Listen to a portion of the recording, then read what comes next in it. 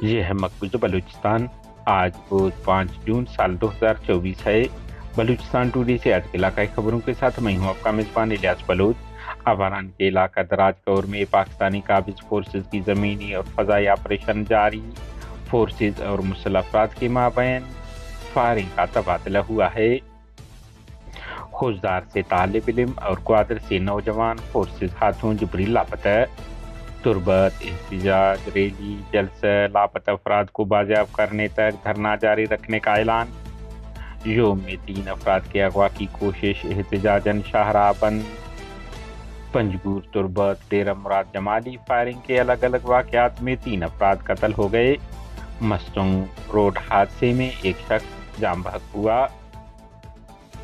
خوزدار سے طالب علم انیس بلوچ لاپتہ۔ بلوچ اسٹوڈنٹس کونسل ملتان کے سابق چیئرمین اور زکریا یونیورسٹی ملتان کے طالب علم انیس بلوچ کو منگل کی شام خوزدار شہر کے مقامی ہوٹل سے پاکستانی خفیہ اداروں کے اہلکاروں نے حراست میں لے کر جبری لاپتہ کر دیا ہے۔ بتایا جا رہا ہے کہ انیس بلوچ ملتان یونیورسٹی سے کمپیوٹر سائنس میں گریجویٹ کیا ہے۔ گوادر نلینڈ کولانچ سے پاکستانی فورسز نے امان علی ولد علی نامی شخص کو حراست میں لے کر جبری لاپتہ کر دیا ہے۔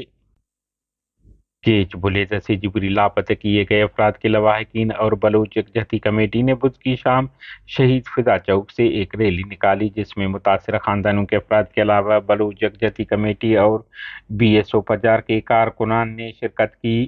ریلی میں خواتین اور بچے بھی شریک تھے، جنہوں نے لاپتہ افراد کے تصاویر کے ساتھ احتجاجی نعروں پر مبنی بینر اور پلے کارڈ اٹھا رکھے تھے۔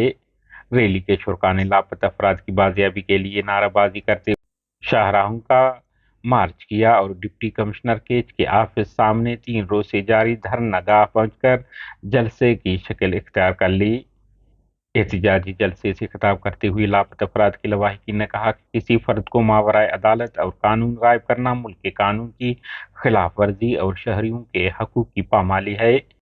جلسہ میں اعلان کیا گیا کہ وہ ڈپٹی کمشنر کے آفس کا گھیراؤ ختم نہیں کریں گے جب تک انہیں لاپتہ افراد کے بارے میں تسلی بخش جواب نہیں دیا جاتا۔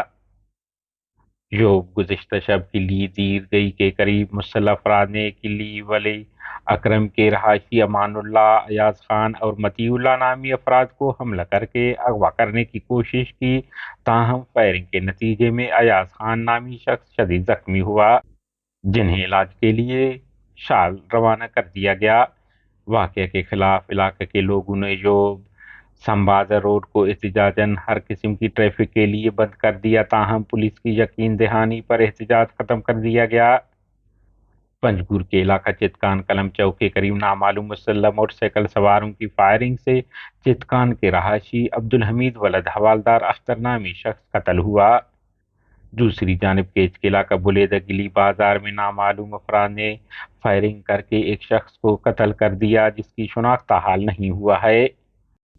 ڈیرہ مراد جمالی بس اڈہ کے مقام پر نامعلوم مسلح افراد نے پرانی دشمنی کے بنا پر فائرنگ کر کے اصغر علی ولد غلام سرور قوم بھنگر نامی شخص کو قتل کر دیا۔ علاوہ ازیں مستونگ میں منگچر کراس کے مقام پر زمبیات کی ٹکر سے ایک شخص ہلاک ہو گیا۔ واقعے بعد نعش کو ہسپتال منتقل کر دیا گیا۔